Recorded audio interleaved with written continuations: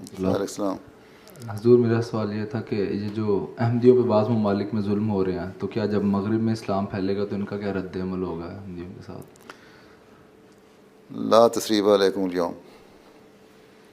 یہ رد عمل ہونا چاہیے. ٹھیک ہے.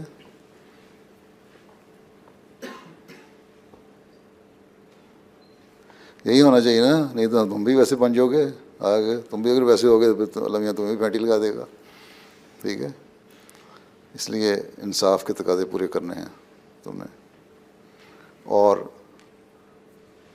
محبت اور نفرت سے پیش آنا ہے. محبت اور پیار سے پیش آنا ہے، نفرت نہیں کرنی. نہیں تو پھر نعرہ لگاتے تم محبت سب کے لیے، نفرت کسی سے نہیں، وہ تو جھوٹا ہو گیا.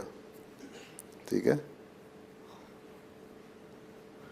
اور یہی ہم نے تعلیم دینی، یہی ہم نے سکھانا ہے. ٹھیک ہے. سویڈن میں ایک ممبر آف پارلیمنٹ تھی، کہتی پاکستان میں تمہارے ساتھ اتنا کچھ ہو رہا ہے، تم لوگ اس کا جواب کیوں نہیں دیتے؟ میں کہا ہاں ہم اس قوم کے ہیں، ہمارے لوگ جو ہیں احمدی وہ بھی انہی لوگوں میں سے شامل ہیں. ان میں سے بھی کوئی ملی ہے تو کوئی جٹ ہے تو کوئی کھوکھر ہے تو کوئی ملک ہے اور کوئی بٹر ہے اور کوئی سائی ہے.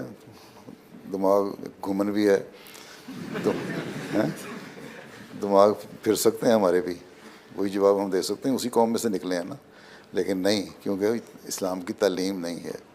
اس زمانے میں مسیح موعود کو ماننا ہے تو ہم نے اس تعلیم پہ عمل کرنا ہے جو حقیقی تعلیم ہے اور جس کے لیے حضرت مسیح علیہ الصلوۃ والسلام آئے تھے.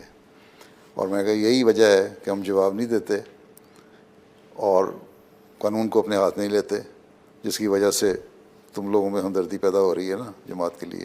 میں کہا اگر ہم بھی ہمدردی پیدا ہو رہی ہے نا جماعت کے لیے، میں کہا اگر ہم بھی اسی طرح ریئیکٹ کرنے لگے ہوں، اسی طرح ریٹیلیٹ کریں، اسی طرح جواب جو دیں، تو تم لوگ کہو گے تم بھی ویسے وہ بھی ویسے. چلو ٹھیک ہے، اب ان کو آپس میں لڑنے دو ہیں. تو یہی ہمارا اس وقت ہوگا جب حکومت ہمارے پاس آئے گی.